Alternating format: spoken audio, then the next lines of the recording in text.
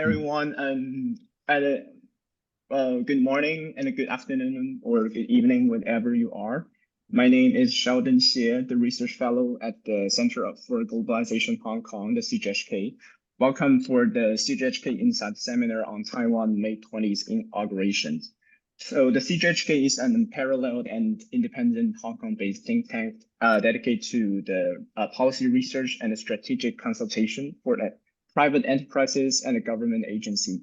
So we also actively serve as the public platform for policymakers, scholars, and even students across the world consult and exchange their views on various global affairs. So on this Monday, as we probably all know, Taiwan's new president, Lai Ching-te, said in his inauguration speech on the May 20th ceremony that he wants to have a peace with China and urge to stop its military threats and intimidation of this self-governed islands. Lai pledged to neither yield or provoke Beijing, and he said he sought to sought a peace in relations with the PRC, the People's Republic of China.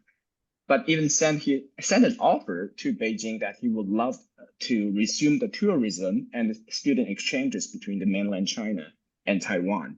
But he even reiterated that the Republic of China, Taiwan's formal name, and the People's Republic of China are not subordinate to each other. 中华民国与中华人民共和国互不隶属. But however, whatever Lai said raised a lot of skepticism as his record as a pragmatic worker for Taiwan independence. The Chinese office in charge of Taiwan affairs seriously criticized Lai's inauguration speech as promoting a fallacy of the separatism, inciting confrontation and relying on the foreign forces to seek independence. And also, we have seen this morning that the PLA has launched a military exercise across the Taiwan Island and Taiwan Strait, especially on the Penghu, Jinma, that kind of areas. And Wang Yi, the foreign minister, were really criticized that he never tolerates and condemn any form of Taiwan independence separatist activities. So therefore, pressing questions have emerged, and how would live inaugurate statements influence the future negotiation or the conflict with mainland China? And what's the kind of indicators should we watch for to gauge whether cross-strait relations would ease or escalate? And how might Lai Ching-te's balance the maintaining Taiwan's security while seeking to reduce tension with the mainland China? And what's the intimidate domestic and foreign policy challenges facing Taiwan following the Lai Ching-te's inauguration? As you probably can see, the legislative Yuan right now have a lot of disputes, and that can probably have a huge impact on the Lai Ching-te's administration's the foreign policy, either in the domestic agenda and also the foreign policy agendas. So this session will specifically dive into the implications of the cross-strait after Lai's inaugurations. So in response to the pivotal moments, the CGHK has initiated this really important virtual seminar to comprehend the nuance of this involving dynamics. Leveraging our Hong Kong-based leverage and tapping the expertise of distinguished scholars and practitioners in China policy field and also American studies field and also Taiwan affairs, we aim to bridge the gap in the policy understanding of the cross-strait affairs. So I'm honored to introduce our esteemed panelists joining us today. First, we got Dr. Joanna Chieh, the former lawmaker of the Legislative Yuan of the Republic of China, Taiwan. And we have Professor Zhu Feng, the Executive Dean of the School of International Studies at Nanjing University. And we have Professor Dennis Lu-Chung Weng, the Associate Professor at Political Science at the Sam Houston State University. Last but not least, we have Dr. Peter Chieh, the Chairman of the CGHK and Together, we aim to unravel the complexities and seek insights and foster a robust discussion that shed a light on the way forward in the peace and stability of the Taiwan Strait. So now I will stop here and I will turn the floor to our moderator, Dr. Chieh. Following his opening remarks, and Dr. Chieh will guide our discussion in the following 1 hour and a half. And each panelist will begin with a brief 5 to 7 minutes remarks. After that, they will have an engaging and a free discussion among our panelists and our moderator. So we will conclude with the Q&A session with our audience, and also some journalists were here. I have seen that before we wrapping up. So Dr. Chieh, I will turn the floor to you. Okay, thank you, Chieh. Thank you, everyone. So let me go right to the point.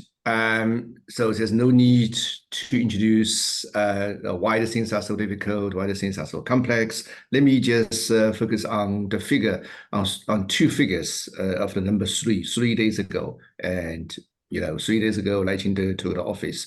Inauguration speech was quite disappointing. Maybe quite encouraging for the United States, but quite disappointing for mainland China and for the people in this part of the world, especially since when we look at how things will be moving on in the future.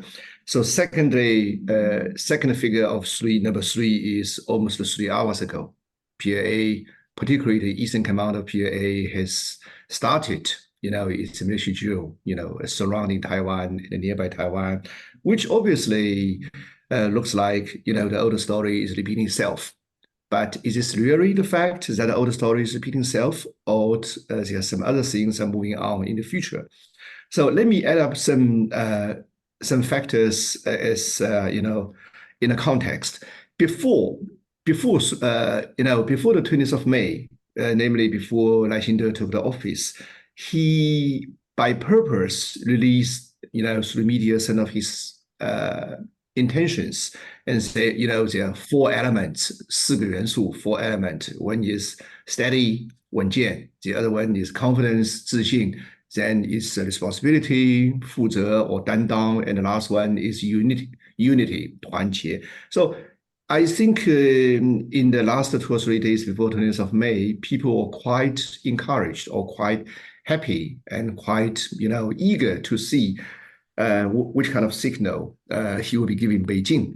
And maybe also there were some secret talks moving under the table between Beijing and Hong Kong, between Beijing and Lai Ching-te through Hong Kong. But inauguration speech on the 20th of May, as I said before, was quite disappointing. So he very clearly used the language which was quite different to the language which Tsai Ing-wen used to use, particularly in terms of how he called mainland China. He didn't call, as Tsai Ing-wen 8 years ago or 4 years ago used to call China as 对岸, the other side, or Beijing. Lai Ching-te clearly named mainland China as China, 中国, which was a very clear language for DPP. First. And second, 互不隶属. ROC and PRC are not affiliated to each other.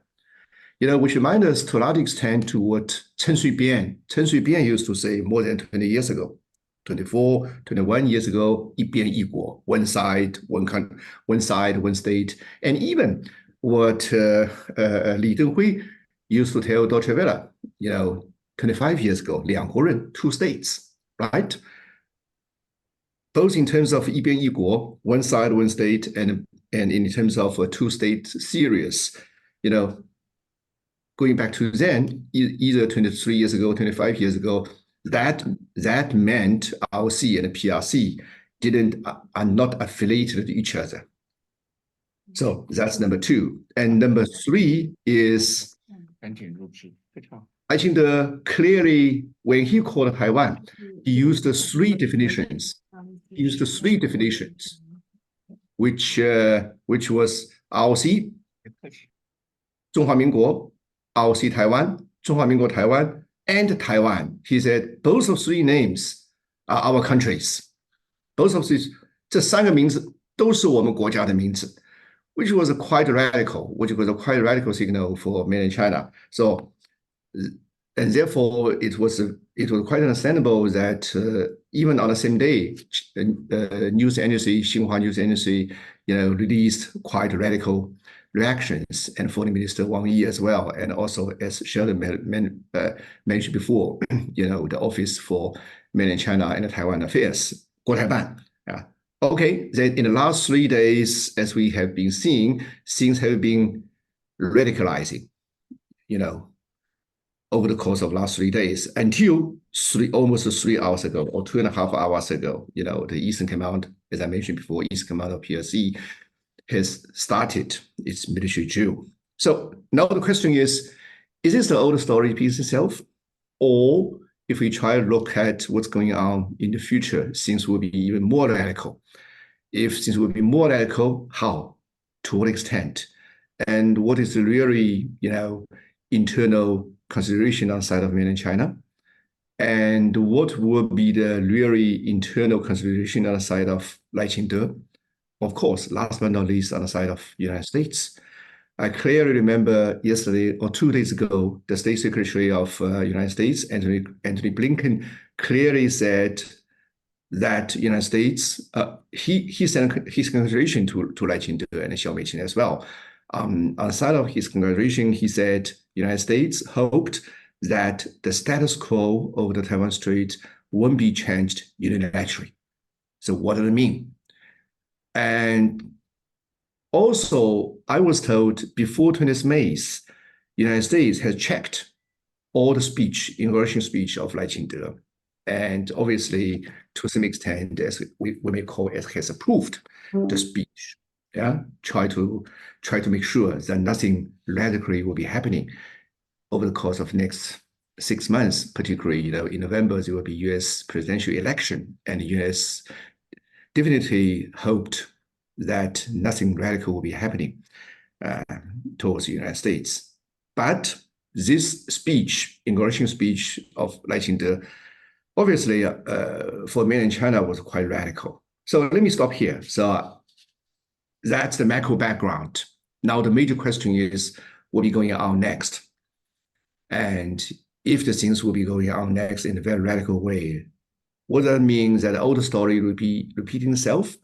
The old story means mainland China will be very angry, will be still, as 3 hours ago, PLA has started its military drill. But, over the course of a few months and a few years, things will be still remain as business as usual.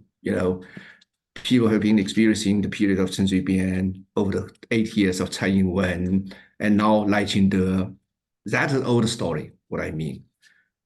If it's not going to be the old story, if it's going to be the new story, what does it mean? Well, that means there will be military attack over the course of the next few years. Particularly, the next few years will be quite critical.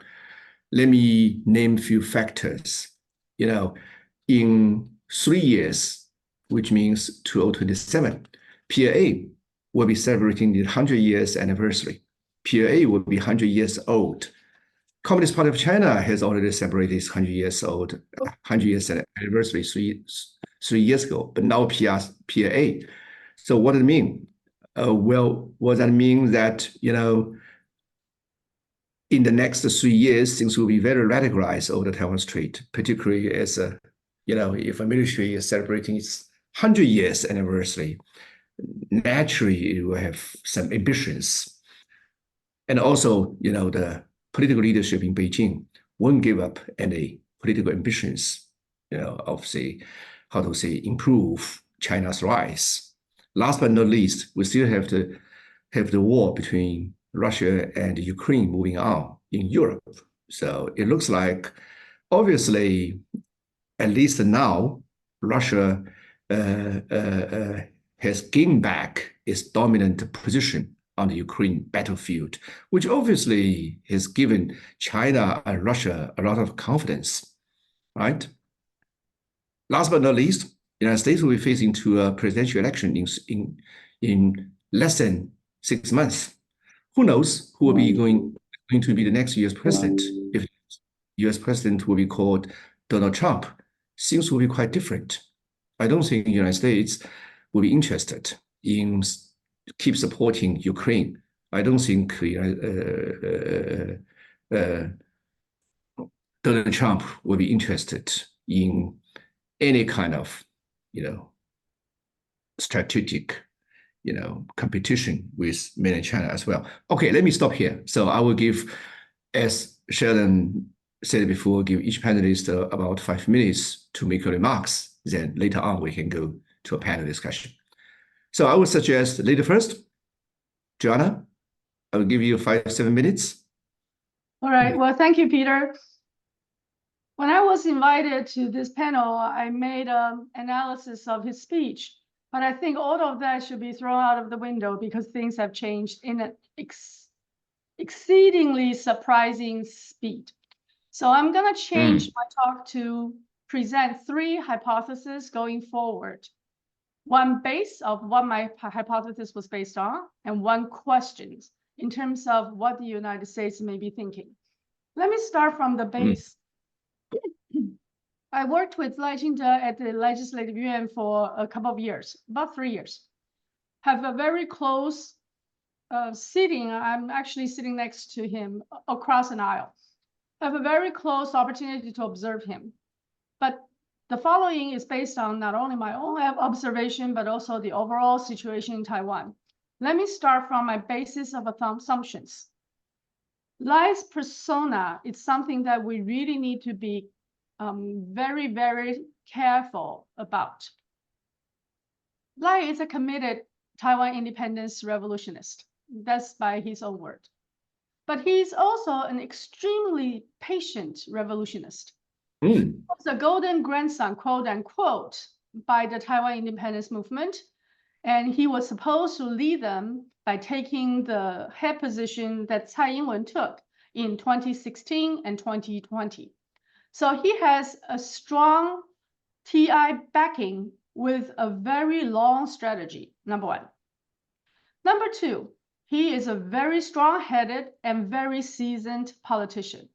Let's take his performance as a mayor of Tainan, for example. Because he didn't endorse the legitimacy of the city council, he decided not to attend any of the city council general meetings. During his first 2-3 years of mayor, he never went to the city council. So if we wanted to believe that he's a sort of a defender of democracy, certainly he didn't believe in check and balance. When he tried to move forward in one of the major Tainan construction projects, all the people who supported him to that position cried, begged, kneeled to him to no avail. He just tore down their housing and moved forward with his project. So that's who he is, as a very strong-headed and seasoned politician. Number 3, and perhaps the most lethal one, is he's an educated and civilized individual. Let's take a look at his inaugural address. In the final paragraph, I think it's missed by a lot of people. Actually, from the beginning and the end, the 2 bookends, he proposed 2 dates, critical dates, 1949 and 1624. This is the new script of a new Taiwan theory. What Taiwan is about, Taiwan people as a people is about. This new script from 1624 to 2024, 400 years of history of Taiwan's quote-unquote globalization, is not only just words in his speech, but also major exhibition by the Cultural Ministry. It's called Tainan 400. In that script, his overall view of Taiwan is Taiwan was colonized in 1624 by the Dutch. And from that point on, Taiwan was part of a globalization trade routes and a part of the globalization world. There was no mention of the 200 years of Qing dynasty rule, and the Japanese rule of 1895 to 1945 was easily sidestepped with only 1 mention. No mention of Japan returning Taiwan to the then PRC, to the then ROC government, 1945, The ROC was the legal government. So Japan returned Taiwan and Taiwan was repatriated by the ROC government. There was no mention of 1945. The mentioning of 1949 in the very beginning of his speech is a way of him saying, we have 400 years of great time. But starting from 1949, Taiwan, in his word, plunged into the dark era of authoritarian control. So that's the new Taiwan-ness that will be presented to the world. All of this using DPP's international lobbying strength, I have no doubt that Lai will be depicted worldwide as the next superhero protecting freedom, democracy, world peace, and prosperity while being a staunch ally of the United States. So that's my basis. So now my 3 hypotheses. 1, cross-strait relations. Lai's Taiwan independent status will lead to accelerated tension across Taiwan Strait, and the new massive military exercise today actually just underlined that particular point. That extensive joint exercise demonstrated PRC's resolve and readiness. Readiness is another very key word. And also in the future, whatever the United States have told Taiwan to prepare itself to build a deterrence, the new battlefield situation across Taiwan Strait will be completely different from Taiwan is asked to prepare itself for. Completely different from the weapons we were asked to buy. So number 1, if we have time, we can talk about the future battlefield situation later. Second, the second hypothesis is Lai's minority government, which is by no means a very strong position, but by no means will deter him. Lai's minority government will use quasi-martial law to control domestic public opinions and to present a very strong position to quote-unquote international ally. In other words, he would need to present to the international ally who is gonna be called to support Taiwan as the really strong leader having the ability to control the entire of Taiwan. So, for example, in recent times, he declared today that he will make no State of Taiwan address to the Legislative Yuan unless the Constitution is amended. He will have using economic relationship as part of the security measures. So we have a very strong suspicion that new measures blocking or persecuting people with mainland ties will be introduced. And luckily, we now have a slim majority in the Legislative Yuan. So new bills will probably not be passed, but existing bill could be extended and implemented to the fullest extent. The third one is economic prospect. My third theory or hypothesis is increasing exodus of high net worth individuals and internationally competitive individuals and or companies will be a result of the increasingly unstable situation in Taiwan. So the question remains, when will it start? With the military exercise today, I believe soon. Could it revert? Well, Hong Kong experience told us it could, but under certain circumstances.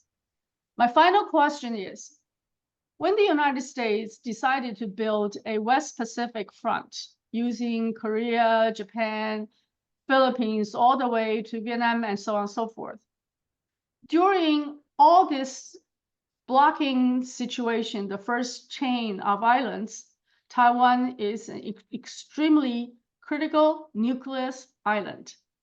And to the United States, will Lai Ying-de be another Zelensky or another Netanyahu? The answer holds our future because the existing relationship, the competition, or even stronger words can be used between the United States and China will not change. If that doesn't change, Taiwan will continue to be a very important springboard for the United States. And therefore, United States needs to really do some soul searching to determine whether Lai Ying-de is a controllable Zelensky or uncontrollable Netanyahu. Thank you so much. Okay, thank you, Joanna. Very good. Yeah, three hypotheses from three perspectives: from cross-strait relations perspective, from Taiwan internal perspective, and from the perspective of United States in terms of how to deal with China. So why don't I change to Zhu Feng from the side of mainland China? Okay, thank you, Peter. Yours. Yeah, I'm very delighted to join this excellent panel discussing the new dynamic after the Lai Ching-te, took office. First of all, I think from the mainland's perspective, Lai Ching-te, of course, is absolutely Taiwan independence, enthusiastic person. So then, as I think Joanna just mentioned, his Taiwan independence revisionist. So there's no illusion at all here on how he could just modify his some sort of such a political briefing and the political views. But on the other hand, I think now after his inauguration, then we will see China also have to follow up with some sort of a new push. I don't think it will be some sort of enhanced military intimidation or some sort of a nuclear deterrence. Yes, Peter, you just mentioned 3 hours ago, then mainland China just launched some sort of a new military rehearsal. Of course, it's a signal of China's, I think, is showcasing China's resolve and readiness on the military solution if the Lai Ching-te's DPP government would like to push on the red line or just cross some sort of very essential, the consensus and just substantively moving on Taiwan's status legalization of the independence. But I don't think it will be quite likely because China's deterrence is there here. And the United States also just is increasingly worried if the Lai Ching-te is out of control, as Joanna just mentioned, his uncontrollable, unmanageable Netanyahu, or his just manageable Zelensky. Of course, yeah, it's some sort of a new test for Washington, D.C. But from Beijing's view, we consider he's more likely to be second Zelensky. But I think the key challenge for Beijing now is not just come from the Lai Ching-te's pro-independence, basic line. It's also mostly came from, for example, how the regional diplomatic dynamic will be, we say, repositioned to enhance some sort of a sympathy and support to Taiwan's some sort of such a pro-independence movement. So then you also know that yesterday, the Chinese Foreign Minister Wang Yi issued a very stern statement on how China respond to the Lai Ching-te administration. I think Wang Yi's new, the policy, the statement is very essentially and clearly promised on China's some sort of, we say, such a clear-cut warning to the region and international community. So he also made it clear. So respect the one China policy or not is a very solid foundation of the regional stability and peace. On the other hand, the international community members, as long as they can still just cherish the international order, then keeping the one China policy or one China principle in place is a very clear-cut testimony for them to adhere to the current, with a rule-based order. So that kind of signaling is very, very interesting because, as I mentioned, I see the Beijing is less illusion to what the Lai Ching-te will just added to the stability of the cross-strait relations. But on the other hand, most important test for the China's relations and policy over Taiwan now is more international, is not cross-strait. So from this point, I think the Wang Yi's yesterday's policy statement is a very good start. So China couldn't just always keep talking, for example, how Taiwan is part of China or one China policy actually is unchangeable, unshakable, doctrine for all of China's, friend to adhere to. Most important thing is Beijing should take a very, very productive measure to get the international sympathy or international enthusiasm to Taiwan's so-called human rights and freedom will be limited to no tapping to the Taiwan's status quo change. So from this point, I think the China's policy reaction so far is quite right, because I don't think the Lai Ching-te alone could just leverage out some sort of such a status quo of the cross-Taiwan relations. But most, we say, uncertain factor is how the international community will just re-choose the side or just piling up some sort of new enthusiasm and sympathy to the Lai's government. So from this point, I see China's policy, reshaped is a very positive one. Don't just always keep pro-Taiwan's DPP government keep harmed. Most important thing is Beijing should just refabricate positive and constructive regional and global diplomacy to reduce some sort of international space for Lai government to just showing there some sort of independent movement. Last one I want to say is US and China's coordination of how to keep the Taiwan stable, this time also well tested. Washington and Beijing exchanged high-level talking and communication. Some sort of a very maximum consensus now is building up. I mean, no one wants to take a new risk over their Taiwan policy, reposition. No one wants to just one-sidedly, change some sort of such a very delicate balance so far. If the consensus could just point out and just get things moving in a more expectable direction. So from this point, interestingly, we see Beijing and Washington this time is similarly composed. We don't want to push the envelope just individually.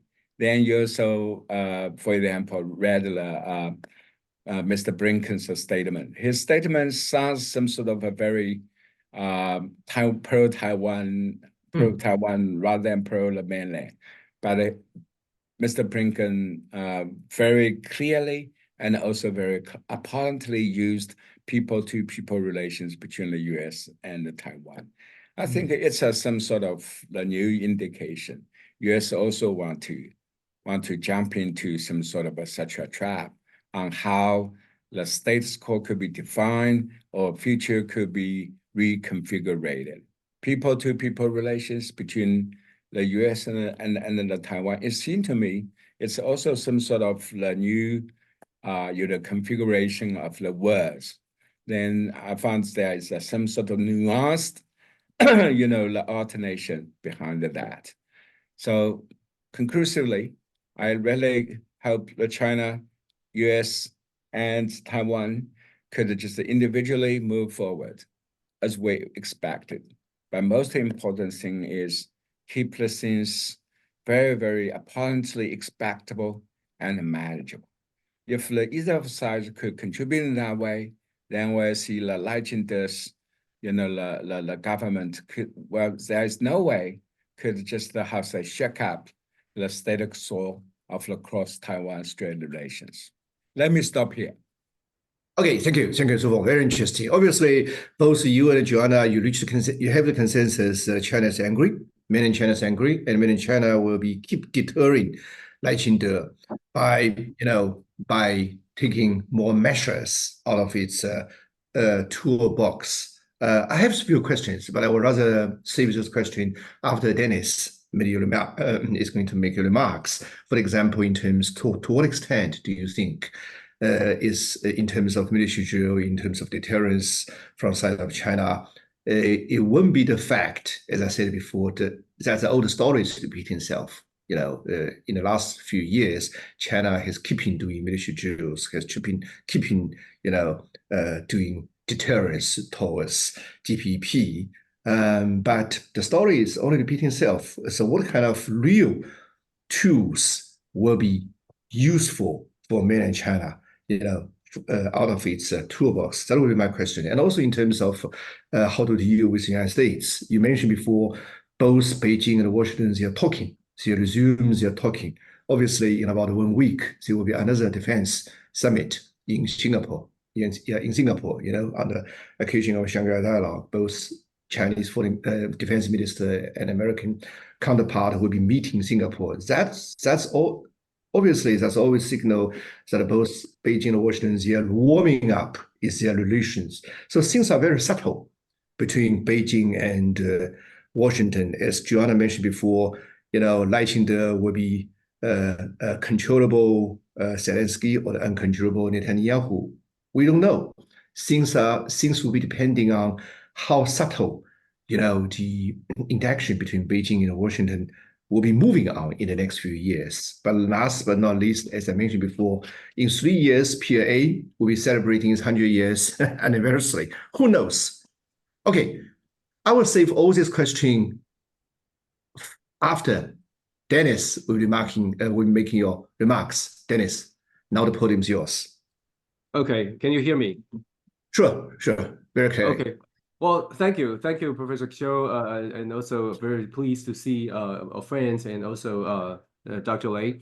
It's my great honor and pleased to share with all of you my brief insight regarding Lai Ching-te's inauguration speech and how we see this, how we analyze it.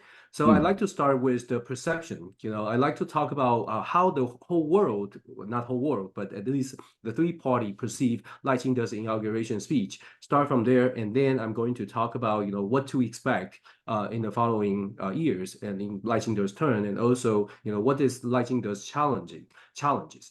So the perception, I'd like to specifically mention the perception gap. I agree with both Professor Zhu and Dr. Lei's analysis, but I'd like to say the perception gap is actually the problem, what we see today. Like I mentioned, foreign media at this moment basically analyze Lai Ching-te's inauguration, give a very positive, comments. They all say maintain status quo, everything remain the same, like Lai Ching-te follow President Tsai's or the formal, leaders' pace. However, even if they say the same thing, they say the same terms, the perception is different. That alone, Lai Ching-te actually addressed the inauguration speech differently. Especially, we know a lot of people has already questions or wonder, why Lai Ching-te has this new two-state theory, or I term this as a Lai Ching-te's strategic clarity. Why is strategic clarity? Because I believe Lai Ching-te is actually at this moment, Beijing is not ready to take aggressive action, even though there's military drill we just see, but Lai Ching-te probably bet on Beijing is not going to take any aggressive activities at this moment. And he also bet on the US will support the democratic ally Taiwan at this moment. However, like I said, there's a perception gap. As I mentioned, foreign media basically give a very strong or positive evaluation assessment on Lai Ching-te's inauguration speech. In Taiwan, the DPP supporters, as you can imagine, they all very excited about this Lai Ching-te's inauguration speech. They believe, Lai Ching-te emphasized the dignity of Taiwan. So Lai Ching-te specifically says the Republic of China and People's Republic of China are distinct entity. They are not subordinate to each other. So for DPP supporters, they are very eager to see the bright future. Lai Ching-te is taking Taiwan to a new direction, even further, take a further step than President Tsai. However, within Taiwan, the KMT supporter or opposition party supporters worry about Lai Ching-te's inauguration speech, and they disagree with Lai Ching-te. Just make sure everyone know Lai Ching-te received 40% of vote instead of the majority. So the majority Taiwanese people now has a very different opinions from Lai Ching-te's argument. That's a signal. That's also the challenge that I will address later. So Lai Ching-te's, like I said, the perception is different within Taiwan. And then also, Beijing's perception is different too. From Beijing's perspective, Lai Ching-te's inauguration speech definitely step on basically step on the red line. So we can see already the reaction from Beijing. But I would argue that the most significant part from Beijing to perceive, it's about, why Lai Ching-te argue this? Why Lai Ching-te dare to say something like this? Is that because the U.S. is behind this inauguration speech? So there's a suspicious about how much, the support Beijing actually give Lai Ching-te. So from Beijing's perspective, I would say, the reaction is actually respond to Washington, not only to Lai Ching-te, but to Washington more likely. And also from Washington's perspective, as I said, I would argue we should let the bullet fly for a while, 让子弹飞一会儿. Why? Because in Washington, we've already seen some think tank scholar publish comments. Initially, they said it's maintain status quo is good. Mention Republic of China is great. However, there are more and more comments worry about this two-state theory, two-state argument. So some scholars also argue this is probably meaning Taiwan is heading to a more turbulent era. And I want to echo Dr. Lei. She just mentioned earlier the personality. When we talk about how Washington see Lai Ching-te, a lot of people says Washington question Lai Ching-te or doubt about Lai Ching-te's political, personality. Yes, indeed. They observe Lai Ching-te not because they worry about Lai Ching-te not because Lai Ching-te is a pro-Taiwan independent politician, but also because his personality. He's refused or reluctant to work with Tainan City Councilor is a very obvious case. Lai Ching-te is very, stubborn politician. The stubborn politician sometimes means he may not collaborate or he may not listen to the suggestion or advice, which Americans definitely like to provide more when there's something need to be controlled or need to be handled. So the question about Lai Ching-te or worry about Lai Ching-te will eventually, gradually accumulate it, start from today, from after the inauguration speech. I would say Washington may not provide the same level of support to Lai Ching-te as they provide to President Tsai. So the perception gap is the first step we like to observe. The second point I like to raise is about what to expect and what to watch. There's a couple indicators that we need to pay close attention during Lai Ching-te's turn. First, the diplomatic statement and visit high-level U.S. official. I think that's a political, the signal, but it's important for Beijing to watch or for the whole world to watch. Whether the Washington will continue support, Taiwan, just like in the last 8 years. We will see whether the Blinken or whether the Biden administration will continue to do so. That's one of the signal whether the U.S. change the support. Second of all, I think the military deployment, the military activities, especially the secretive military drill collaboration with Taiwan, the U.S.-Taiwan military drill or collaboration will be something to watch. I'm not saying Taiwan cannot do this. I'm just saying this is a signal that for anyone who try to understand whether the tension is escalated or de-escalated. So the military collaboration between U.S. and Taiwan will be another indicator. And thirdly, the U.S.-Taiwan economic interaction or trade relation. Recent years, Taiwan tried to ask U.S. to open the market, which is very difficult. The U.S.-Taiwan initiative on 21st century trade has already on discussion table for quite some time. However, it's very difficult for the U.S. general public to accept open market to any partner. So that will be another signal, that will be another indicator if the US Congress or if the US government really open the market to Taiwan. That will be a strong signal to Taiwan. It's good, probably good for Taiwan, but also a strong signal that US is, is actually treating Taiwan a different partner. And finally, last but not least, the public opinion change. I think after Lai Ching-te getting to office, we should pay attention to Taiwan's public opinion, whether the public opinion change, because, well, not only the national identity or the attitude toward unification and independence, those numbers actually changed in the past 8 years. A lot of people imagine when President Tsai got elected, the 8 years Taiwan will move toward independence dramatically. But the situation is not like that. Taiwanese people are very pragmatic. When the tension escalated, a lot of Taiwanese people actually returned to, willing to see maintain status quo instead of pursuing Taiwan independence or another direction. So public opinion is another thing we can pay closer attention to it. So that's something, some indicators that we can watch. And the last point I'd like to mention before the conclusion is what we expect regarding DPP or Lai Ching-te's security plan. Couple things. First, deterrence force. As Lai mentioned, the 4th pillar, he will definitely strengthen the defense capability. That's also because that the Washington kind of force will push Taiwan to do so. So Lai Ching-te will collaborate with the Washington for sure. So we can imagine that under Lai's administration, the Taiwan's military expenditure or military budget will increase, moving gradually toward what the Washington suggests Taiwan should have, above 3% GDP or even more. Depends on who will be who will control the White House after this election. If Republican control White House, potentially Taiwan will be strongly advised to increase the GDP, the military budget above 3% as soon as possible. So build up Taiwan deterrence. That's what Lai Ching-te will definitely do. Second of all, Lai Ching-te will leverage international support by forming partnership with the democratic ally around the world. That's the 2 pillars he will immediately, conduct and pursue very strongly, aggressively.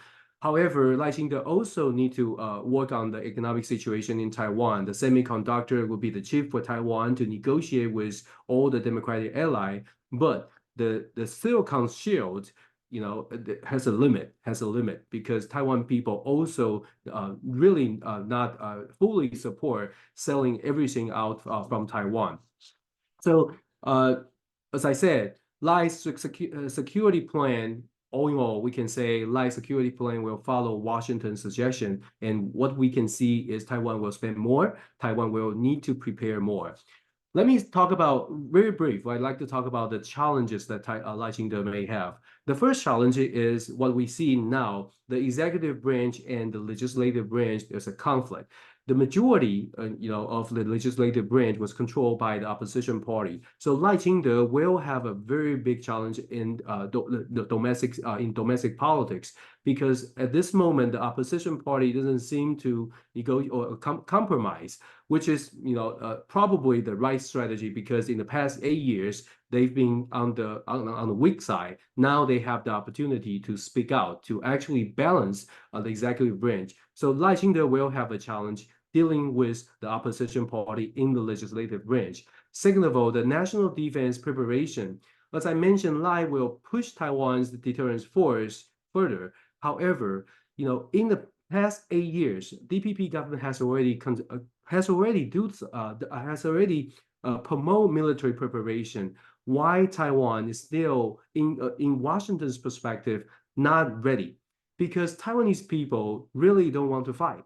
The idea is the mindset. The problem is the mindset, or the question is the mindset. The Taiwan people, majority people, really don't want to see a war.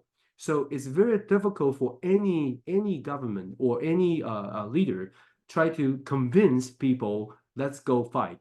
It's very difficult. So that's something Lai Ching-te will have to face, because Washington will ask Lai Ching-te show the muscle, show the willingness to fight, but he probably cannot deliver to Washington.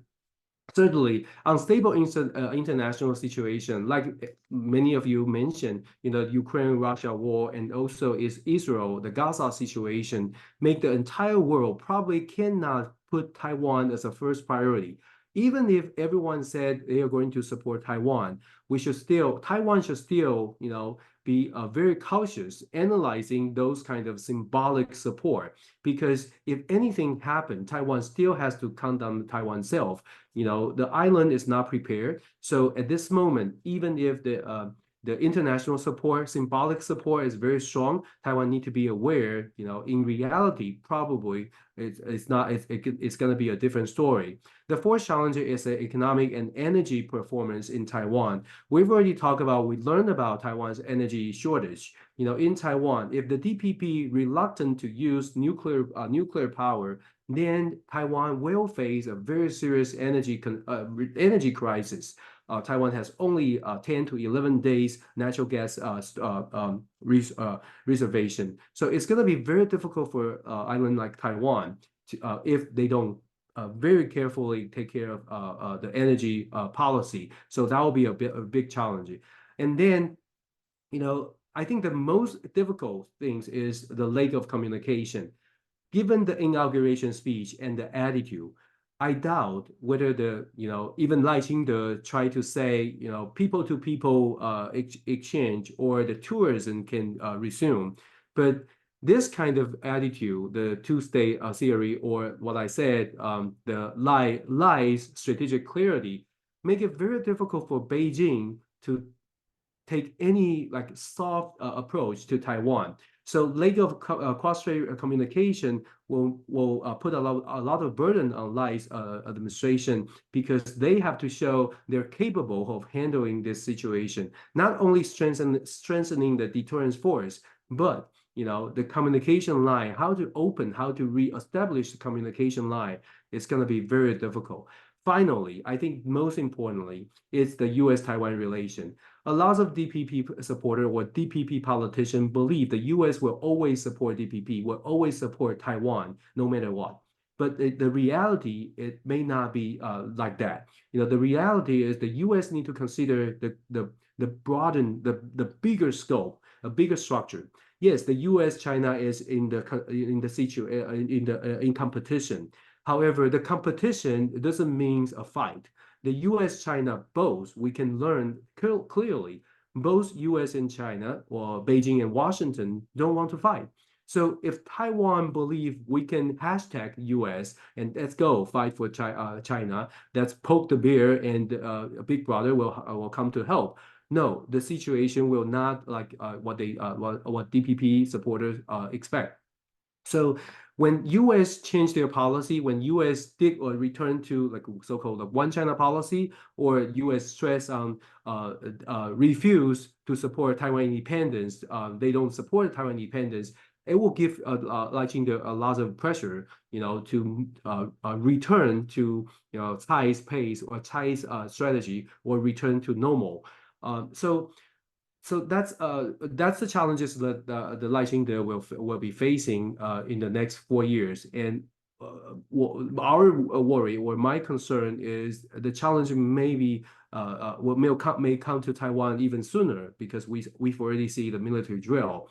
I'm not foresee any real military confrontation. However, the pressure and the escalated tension will make life in both sides, well, especially the Taiwan people, very difficult, especially if someone who's doing business, especially if someone who, try to have a comfortable and peaceful life, they will be very worried. So this is my short comment for Lai's inauguration, and I look forward to the discussion. Thank you.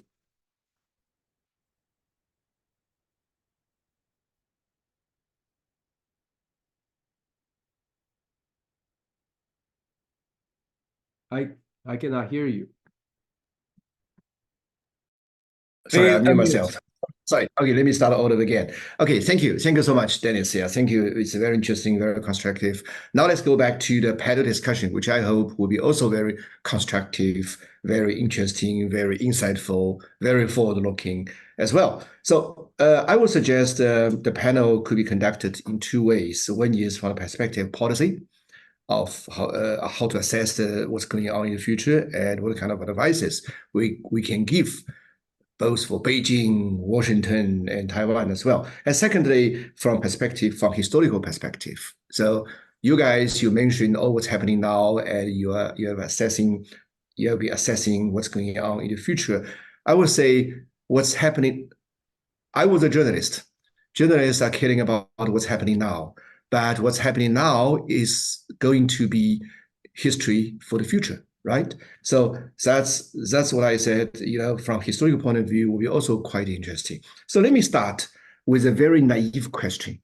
So, Joanna, you mentioned Zelensky, Ukraine.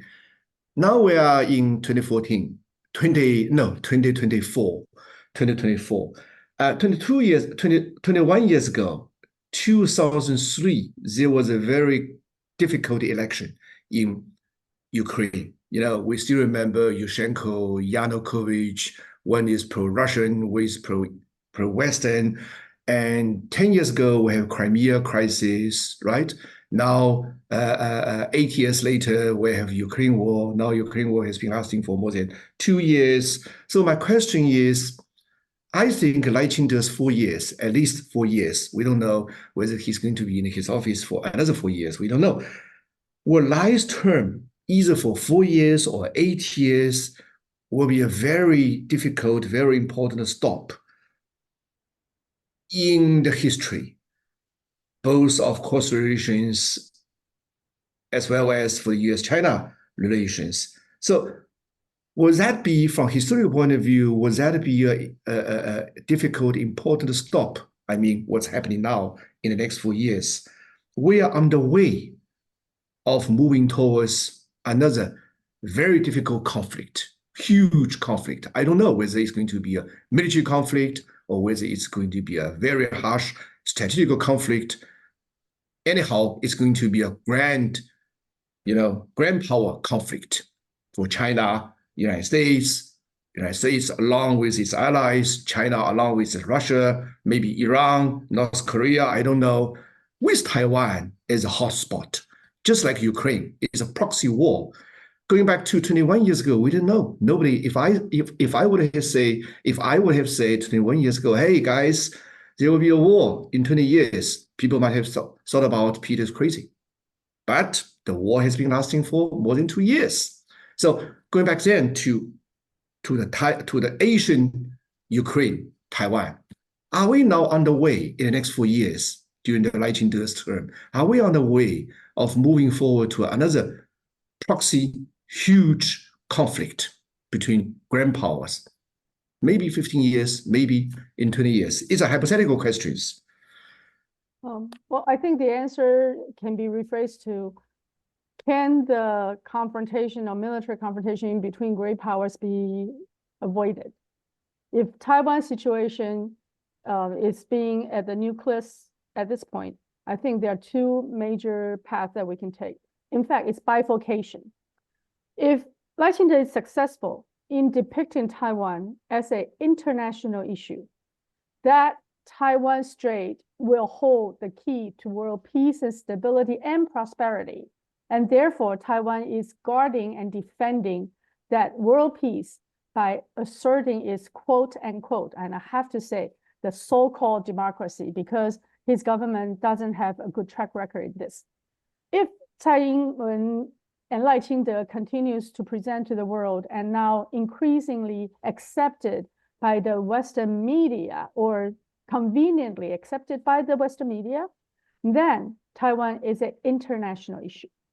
While and the United States will have every right or every quote unquote their position to bring an international force into Taiwan Straits. But on the other hand, mainland China is no longer the mainland China in 1958 or in 1949. It's entirely different in terms of its world influence, its power, economic power, and also its military build-out.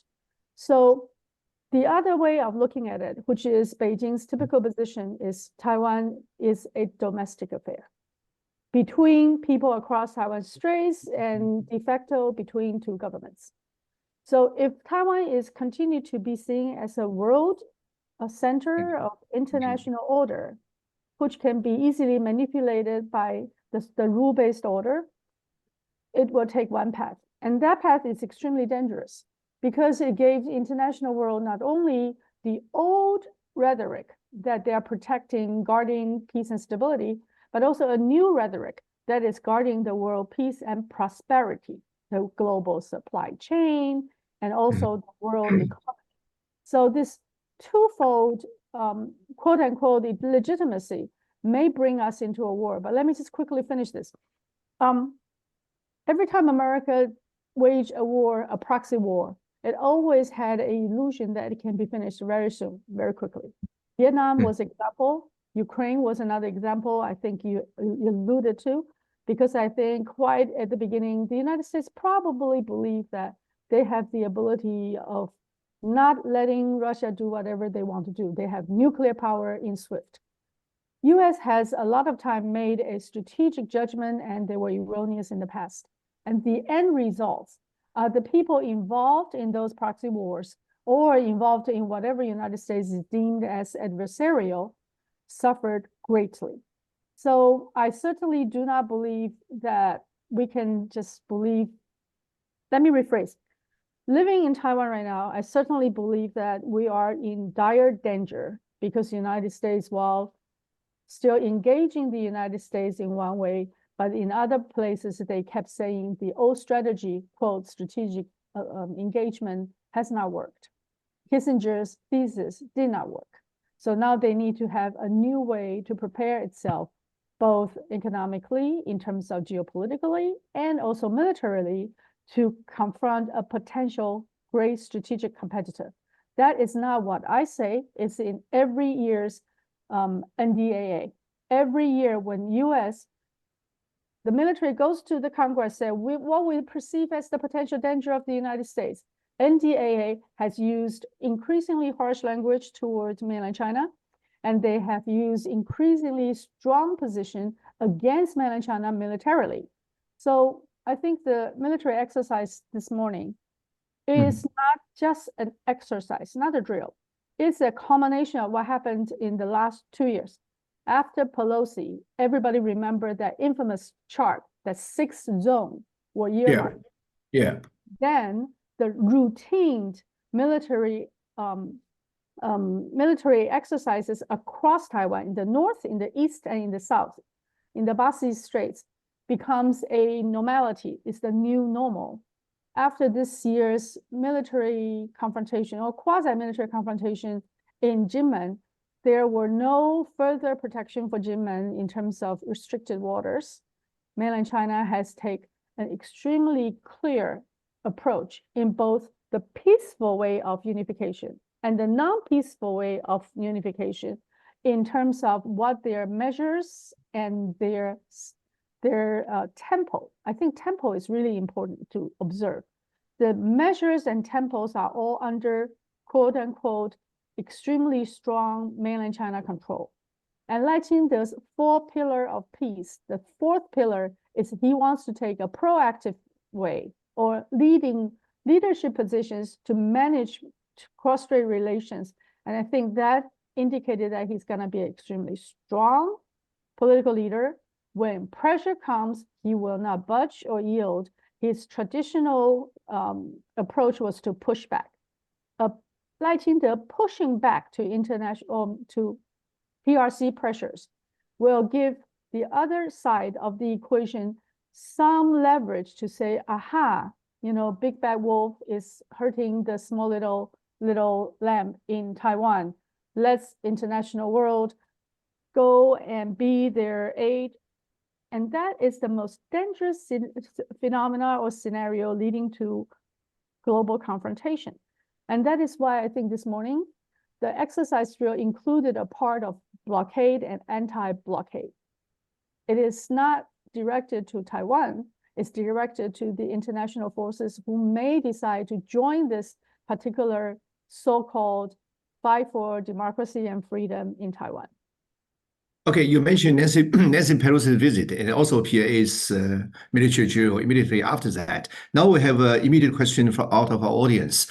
So the question was, is this military drill this morning similar to the PAA military exercise immediately after Speaker Nancy Pelosi's visit, or it is more severe? Joanna? Definitely more severe. In the last exercise, it's more like a raise of eyebrow. It's a raising eyebrow to let you know we have the ability. But after that, you can see that in the mainland China's anti-access aid and aerial denial plan, Taiwan is wrapped into the aerial denial plan. And this time, right before the military drill, the military exercises has already begun because, for example, the fighters were approaching to a very close area across Taiwan.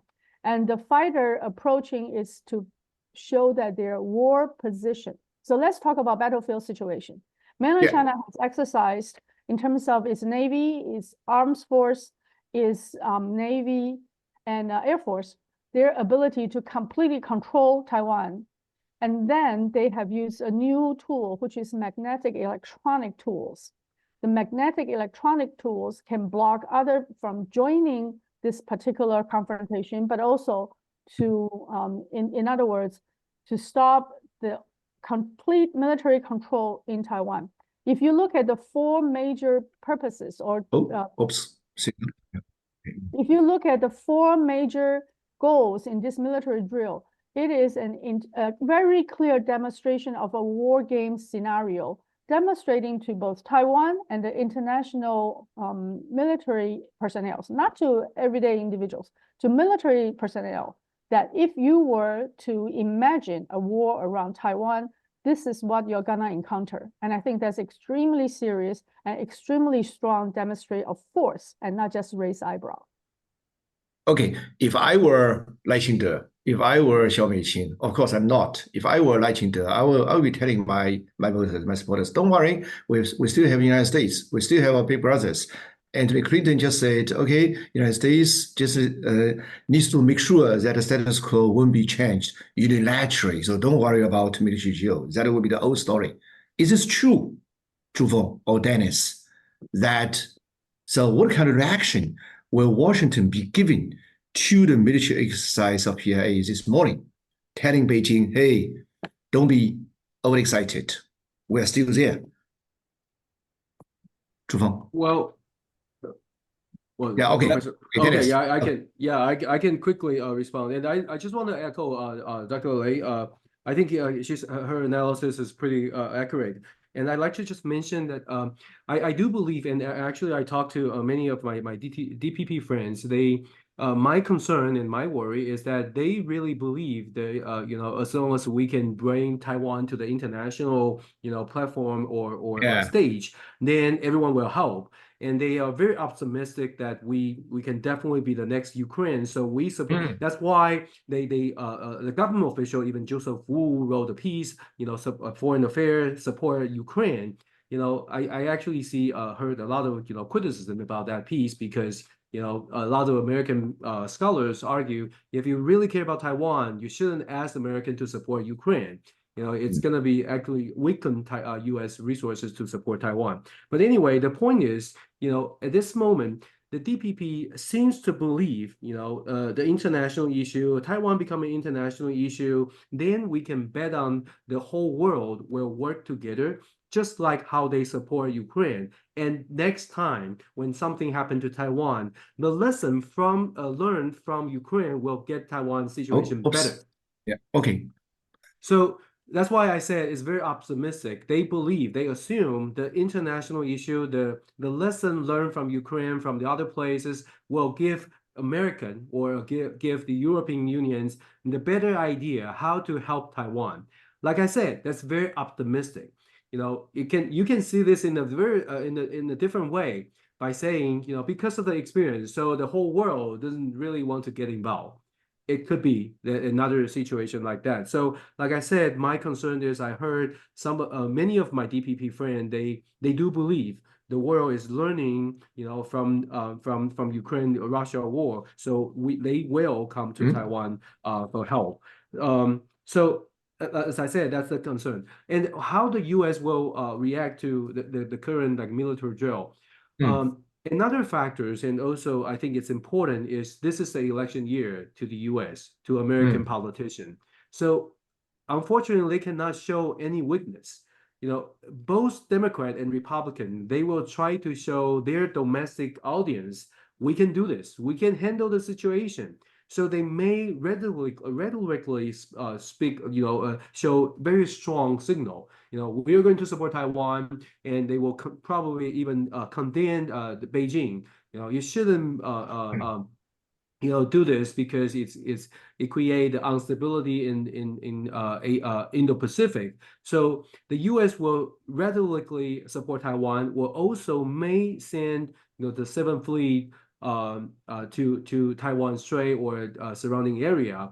That I think that will be the U.S. reaction. But at the same time, I do believe they still keep the communication line open. So to manage the crisis, manage the tension. But on the surface, it will show people, voters in the U.S. and supporters in Taiwan, the U.S. is there. But like I said, the reality and the idea is kind of separate. Okay, Feng, what will be the real reaction outside of Beijing to the reaction of the United States? And what will be the next movement coming from outside of Beijing? Okay, so first of all, I don't think the Taiwan issue could be comparable to the Ukraine wars now is going on, because some sort of nature is very, very different. Then we will see the Ukraine is the UN member state, is completely independent. But the Taiwan, most of the international community just adhere to the one China principle. So then that's why I don't think the Taiwan issue could be completely and dramatically comparable to the Ukrainian crisis. The second, I think from the China's perspective, I don't think turning the Taiwan into some sort of Ukraine crisis in Asia will be truly a disastrous. No, we're not just how say accept some sort of Taiwan issues sliding into the second Ukraine crisis in East Asia. There's many aspects we can easily figure out to think some sort of even military crisis just happening, then the Taiwan issue will definitely and absolutely not second Ukraine. First of all, when the Putin's Russia did taking the military actions against Ukraine, then we will see Russia's military capability and even military manufacturing capability are simultaneously just decreased, and also just go in weaker. But I don't think China will do some sort of risk taking. If China consider our capacity is truly thinking, there's no way we want just rush to the military solution at all over Taiwan. So then that's also a big variation when we look at the Ukraine issues and the Taiwan issue. Last one is I see then the Taiwan will be more likely to be a proxy wars between China and the US, China, Japan, China, other bigger powers. But the problem is, as I mentioned, so Beijing will not easily just deny the peaceful reunification commitment, unless any Taiwanese government want to cross the line and pursuing the legalized independence. So things are quite different. So then from these points, Peter and Dennis and Joanna, I don't think the Taiwan issue could be truly and very intellectually compared to the Ukraine issue. Such a hypothesis is totally, I don't think, existing. overall, the counting of the Taiwan's prospect. But one more thing I want to add is this. Then we will see hostile Americans, policy of the Taiwan. Yes, why the U.S. changed become so pro the Taiwan, because it's a China policy changed. Then Americans' Taiwan policy changed. So Americans' Taiwan policy change is very, very accurately just we say emerged after Americans completely about face over the China.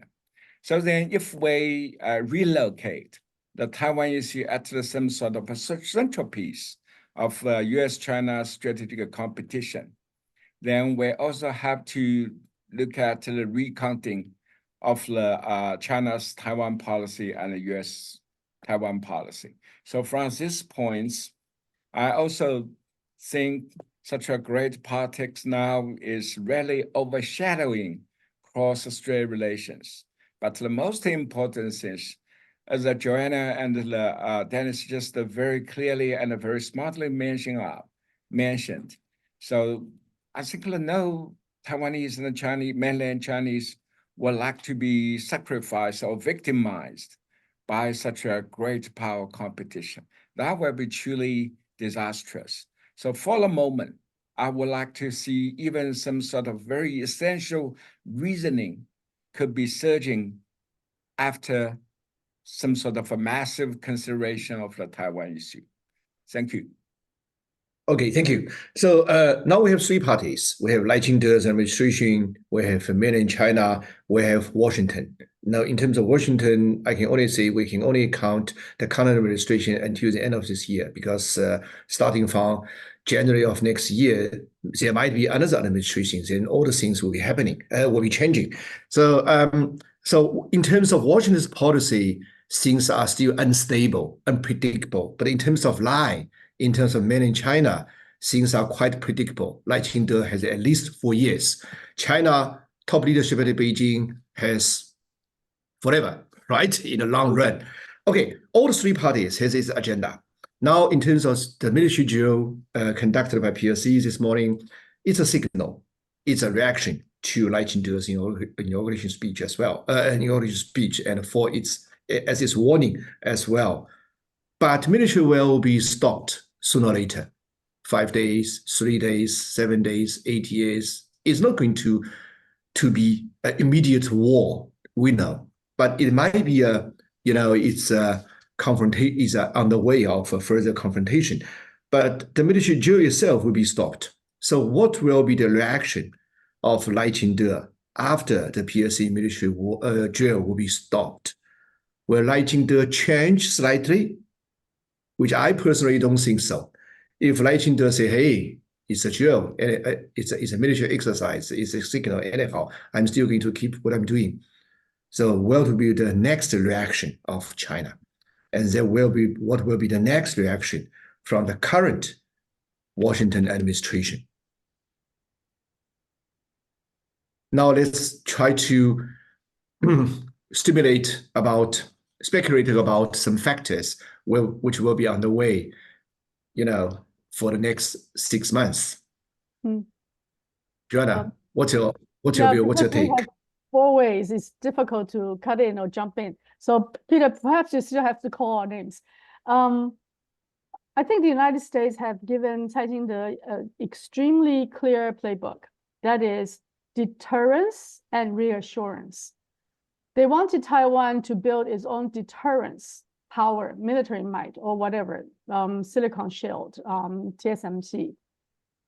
But they also continue to bring reassurance in the political or international arena. United States support of Taiwan is rock solid, Taiwan Reassurance Act, revisiting UN Resolution 2758, all of this, and additional grant or military money to give to the Asia Pacific allies. So all these are gestures of reassurance. But let's take a look. The most recent, the biggest amount of $95 billion US investment, quote unquote, in international has 80 odd million in Asia. including 20-odd million for the submarine base, which will be in Australia because that's the AUKUS plan. So if you look carefully, it is a lot of talk, some support, and even less real military action. And that is what the United States is giving Lai Ching-te, but it gives him an ability to present himself as a defender, a superhero of democracy, very much like Zelensky early on. And so to me, I agree with Zhu Feng Laoshi, military confrontation or reunification is not the choiced path for Beijing. But I worry that once mainland China face a particular situation, that is once the United States truly have a military presence on Taiwan, that what will the PLA and Beijing do? Truly have military presence on Taiwan can take many different forms, and it can take salami tactic, but it is not something beyond possibility. It is highly possible and is a present tense, is ongoing. And this is what happened if we look at history. Before the Kinmen confrontation in 1958, United States actually have planned a confrontation in Kinmen a year before the thing actually happened. They shipped major large size guns, meaning guns with ability to fight to Xiamen from Lu-Chung. They have already done a lot of the military preparation, have their military plan saying whether they will do all out support, including Air Force support to defend Taiwan to what extent. All of these were done a year before the actual confrontation, August 23, happened in Kinmen. So I would not underestimate what US military personnel are planning, because they are also a very large military power and they do long-term plan. Granted that they made mistakes. For example, Vietnam was a mistake. They thought they could go in and out in 2 weeks. Afghanistan, Iraq were all mistakes because they thought they could go in and out. But it may not be a mistake because they wanted to stay intentionally for the longest time to collect military exercises, build their presence, and build intelligence network. So we should not underestimate what the United States are planning. Not exactly what they are capable of, but they are planning. It's something that would make Taiwan very dangerous place, even for the 4 years of Lai Ching-te's term. If US have military presence on Taiwan, I think Beijing will have to do a soul searching in terms of what they can do and should do. Okay, there are a lot of factors on which things will be depending, right? So scenarios will be depending on a lot of factors, factors. What will be on the agenda of Lai Ching-te? What will be the reaction, further reaction of Beijing? What will be further reaction of United States? So at the very beginning of this webinar, I mentioned, so what Lai Ching-te said three days ago in his inauguration speech reminds us largely to a large extent to what Chen Shui-bian said more than 20 years ago, 一边一国 and one state, one country.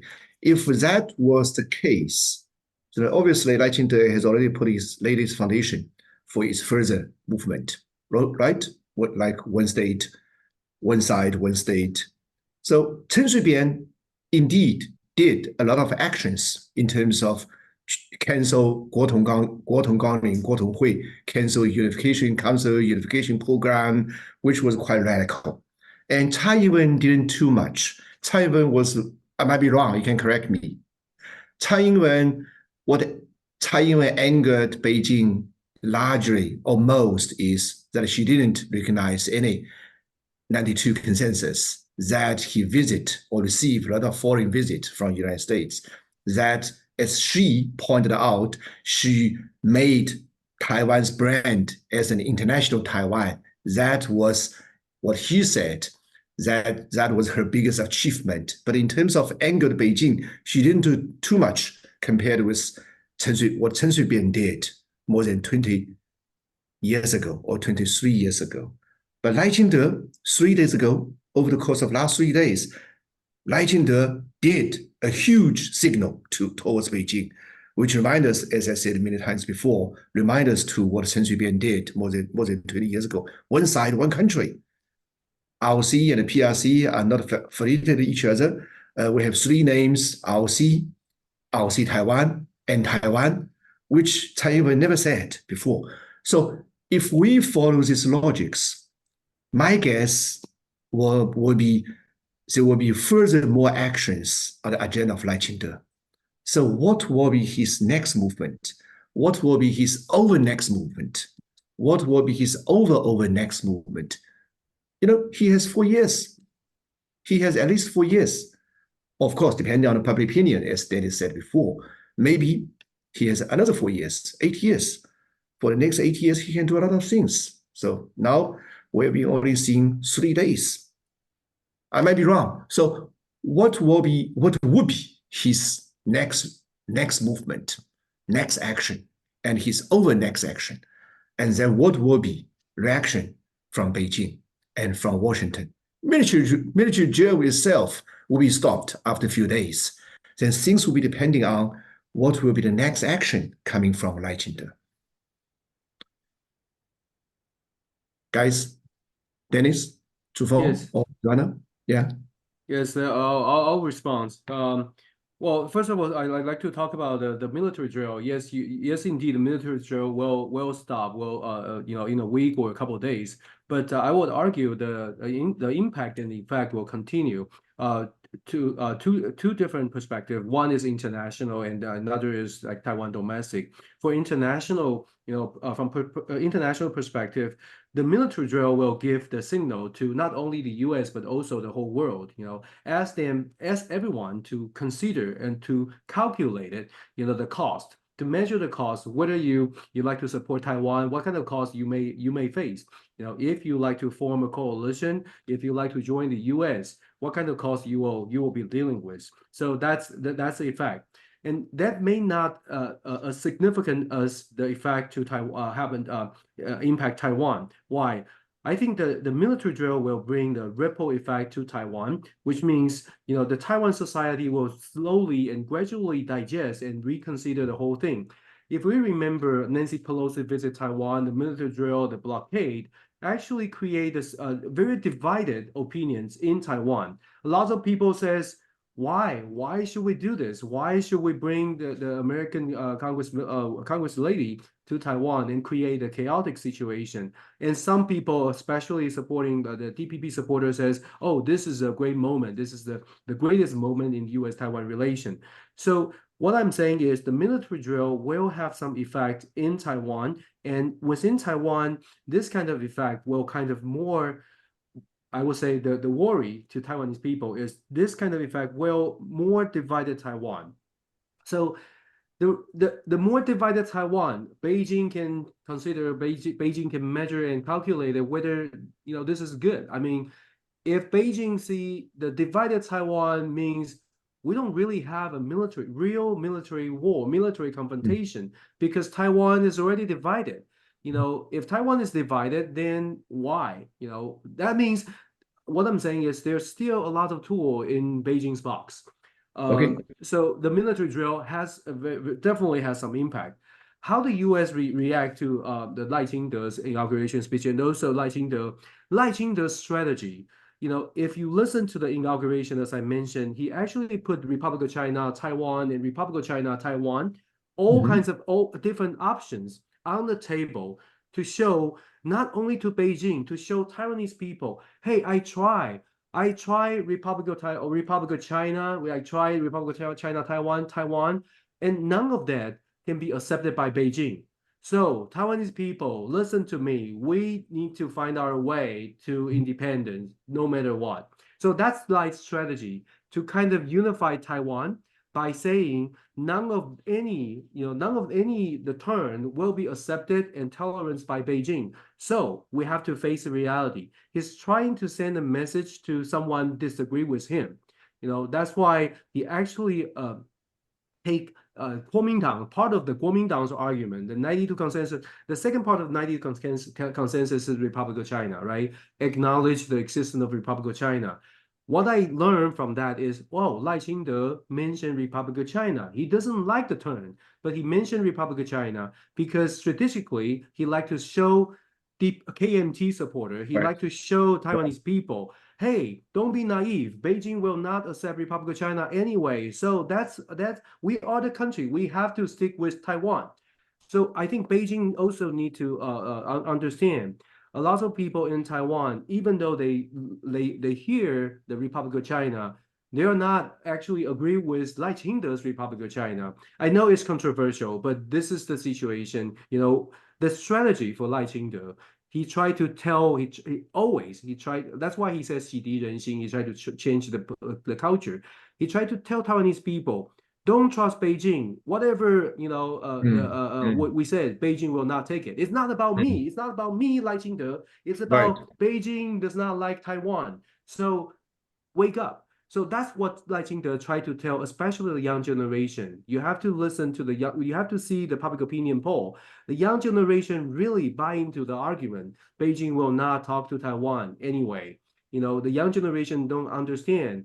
It's really the Lai Ching-te and the DPP create the situation. But, you know, Lai Ching-te tried to tell Taiwanese people, no, it's not about DPP. It's Beijing doesn't like Taiwan. Yeah, Dennis, you're talking right to the point. So ROC is the common ground, both for green and blue camp. And ROC is just a common concern. Joanna, you might agree with me, that's a common concern, both for KMT, both for blue camp and for the green camp. Since the RP problem hasn't been solved over the course of the last few decades, if I may say so. So things have been radicalized, you know, by some sort of radical ideologists. So now we still have the last 2 or 3 minutes. I will ask you, each of you, to give some constructive advices, constructive, feasible, workable, sustainable advice, peaceful advices, both for the decision maker in Beijing, in Washington, and maybe partially, I don't know whether you'll be willing to give like some sort of advices. So please go ahead. Perhaps I will start. I think it is most important that we peacemaking people work in concert. And this is definitely a race between two visions of the world. And Taiwan is at the beginning of the bifurcation. So if we, the peace-loving people, can promote the peaceful unification to resolve our issues as a domestic issue, which addressed Peter's last comments on ROC as being the common denominator. Right. If we could move on peaceful unification of a domestic issue between two governments, that would be our best hope. But I think there will be a lot of objections from the United States and very strong pushback by Lai Ching-te. His government will probably issue additional mandate or trying to pass different bills and laws restricting free flow of people, goods, and goodwill. So lastly, I do believe that we have a chance of to build a sandbox to exercise the eventual unification of the two systems by using Jinmen and Xiamen as a sandbox, and build Jinmen and Xiamen Peace Forum like other forum as a regular routine forum to exchange and analyze what differences we may still have and what kind of benchmarking we should establish. So Jinmen and Xiamen today, it's still a very important place for us to at least try our best to imagine a future which is peaceful.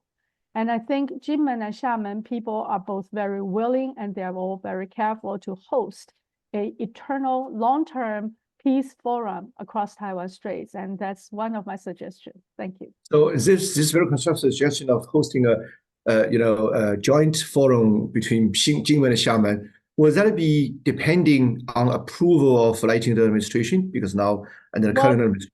Well, I think that more than that. Mainland China has given Taiwanese a lot of goodwills in the Mintai Ronghe Tequ, in the Fujian and Taiwan unification zone. Mainland China can easily extend its goodwill to people registered in Jinmen, which is now about 100,000 people, about 60,000 really living there. So if people living in Jinmen can experience the same benefit as they were to physically move to Xiamen, to Fujian, then there will be more companies establishing in Jinmen, more people moving to Jinmen. Jingmen will be a very good sandbox testing what differences we may have between our two systems. Right. So in addition to the forum, if Lai Ching-te doesn't like to have it, I think the second trail, for example, between think tanks, we can definitely establish and hosting a sort of unofficial dialogue. But the more people joining, the more powerful people joining that forum, gradually it will be more important, just like Boao Forum becomes a lot more important in its humble beginning. Thank you. Yeah, when I was in Xiamen 5 months ago, I was told by the people living in Xiamen, hey, on the other side there was Jingmen. If we can take the ferry, it takes only 25 minutes. I said, what? Only 25 minutes?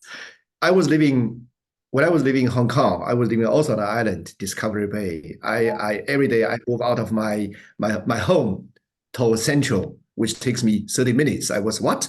Between Jingmen and Xiamen is more closer to within Hong Kong, between Central and Discovery Bay. So indeed, thank you. Okay, Zhu Hong, sorry.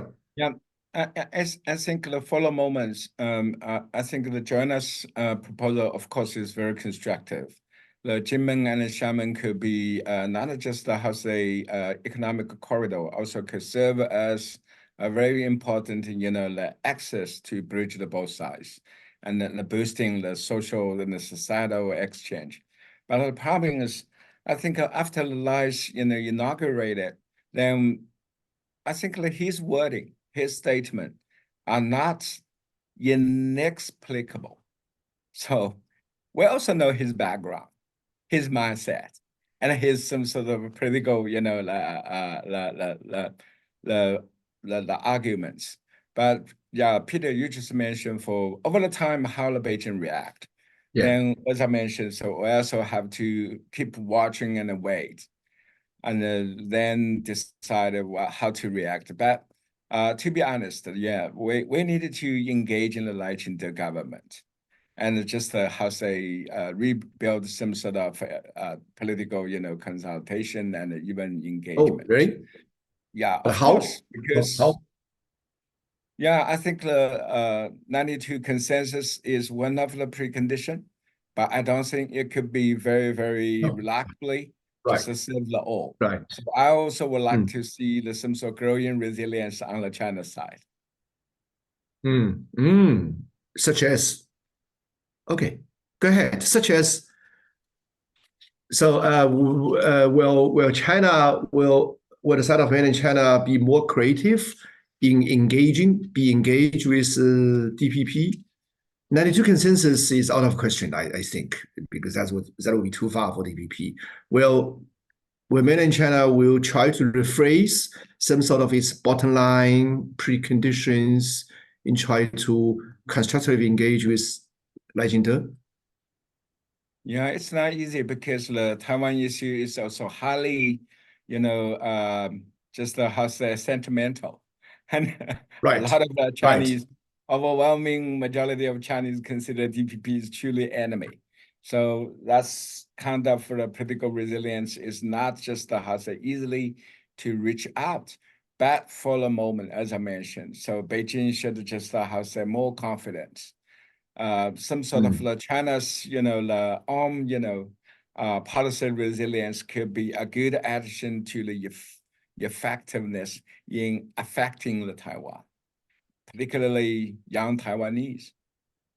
Okay, very good. Yeah, there was indeed a question in our question box, also in a similar way. So the question was, would there be some more creative ways from Beijing dealing with Lai Ching-te?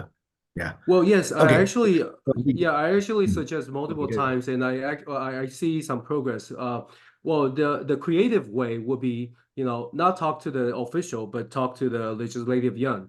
And we did see that. Why I propose and I suggest that because think about this. The biggest political dispute between the Cross-Strait is Beijing like to propose this one China two system, and Lai Ching-te tried to propose this two state, right? The Republic of China versus People of Republic of China. So at the framework, both sides propose like different framework. It's going to be a very complicated and very difficult problem to resolve. However, at the legislative level, in Taiwan, the majority in the legislative yuan is the opposition party, and the opposition party is actually promote like peaceful negotiation and communication. So we see Fu Kunqi, we actually see Fu Kunqi and led a group of legislators to Beijing, and they're well received. At the same time, as I mentioned, be creative to create a communication line, to create a communication mechanism. Maybe the legislative yuan versus the people, the National People Party, People Congress. We know it's not like the Democratic Congress. However, it is like a National People Party, National People Congress. National People Congress means it represents different province, right? So it represents different province. Be creative. So from Beijing's perspective, you can argue, the National People Congress talk to province of Taiwan, talk to the representative from Taiwan. It's not going to lose face from Beijing, but it create a semi-official, communication line. And you may say, oh, why DPP's legislator will come to join this kind of forum, like Dr. Lei mentioned, we create a forum. The forum for both sides legislative branch, even though it means different, but symbolically, it's a legislative level. Why DPP legislator will join eventually? Well, if the KMT legislative can bring something, some benefit, some economic benefit to their own district, to Hualien, to Taichung, to Kaohsiung, well, the DPP legislator also have to reconsider, because his constituents, his voter or her voter, may ask him or may ask her why they have some benefit we can, why they have some tourists from China we can. So they will have to think about this. It may not happen, but as I said, creative, right? Be creative. Okay. We don't talk about the government level, but we talk about the legislative level, and it happens already. That's a very brave, of course, a very constructive, a very creative advice, a suggestion, but I don't know how Beijing will be reacting, because so far as I understand, Beijing will be still insisting on some bottom lines. And you mentioned legislative member, it's not government, but for Beijing's wording is authority, 官方. Authority includes both government and parliament. That's authority. And Beijing is not willing to talk to authorities. So Zhu Feng is away. Hey, Zhu Feng, where are you? So I'll listen to Zhu Feng personally, whether Beijing, or to what extent Beijing will be willing. It's a construct. That's a very creative, very brave, very creative advice. Or, will Beijing be willing to respond to authority, to Taiwan 官方? Parliament is 官方 for Beijing, right? As long as you're 官方, your authority, you have to admit to 92 consensus. Then there will be no way. The door will be closed. Yes. Yeah. So, that's the dilemma. Yeah, Peter, you're right. But the new reality of cross-strait relations is very harsh. Yeah. Both Chinese and the Taiwanese, both mainlanders and the Taiwanese, we could be hijacked by the deteriorating, we say, power politics. The U.S. just trying to overplay the Taiwan factor for Chinese. So then it used the Taiwan as a very important card to strengthen American strategic competition vis-a-vis China. So from these points, as I mentioned, China should just, reconsider some sort of policy options. It could just add to the China's flexibility and effectiveness in exerting, the views and engagement to the Taiwanese. The second is also very important. Then what's the Taiwan's domestic, dynamic? It's quite, I think, the timely and also quite, polarized, particularly. So then that's why I think the maintain the peace and realizing some sort of peaceful reunification is still some sort of options. I think I don't think Taiwan is totally just leave behind. So that's why what kind of effectiveness we can figure out in engaging the Taiwan. I think it is a real test for China's Taiwan policy. Okay, Joanna. I'd like to add just 1 minute. Starting from 2005, I went with Lian Zhan to meet Mr. Hu. Right. We started a path towards direct communication. So let's think about it. Today, let's just go to ground zero. Let's just go back to phase 1, which is we started from the 3rd layers of communication to the 2nd layer, which is NGO to NGO, to the 1st layer, government to government, over time. So when people think about the recent future or recent history, we should have confidence that if we build it once, we can build it another time, a second time. Because before there were government to government or NGO to NGO, meaning 海基海协, there were a lot of exchanges between scholars, think tanks, and promoters of peace. So if we go back to that, have no illusion that we're in a really dire situation, really, really bad. But let's start from ground zero, starting from 3rd layers, gradually building to 2nd layer to the 1st layer, that if there is a possibility. In the movie Field of Dreams, it says, if you build it, they will come. Okay. If you what? If you build it, they will come. I see. If you build it, but which depends on preconditions, the currently existing preconditions of Beijing, 92 consensus. No, because before there were 92 consensus, there were a lot of exchanges between scholars, think tanks, and people working towards policy making. A policy is made with a lot of promoters behind the door. So let's go to ground zero. Ground zero is engaging, peace, engaging, go back to ground zero. That's the 3 key words. Okay, thank you very much. Thank you, guys. So that's very interesting, insightful, creative, brave, of course, very constructive.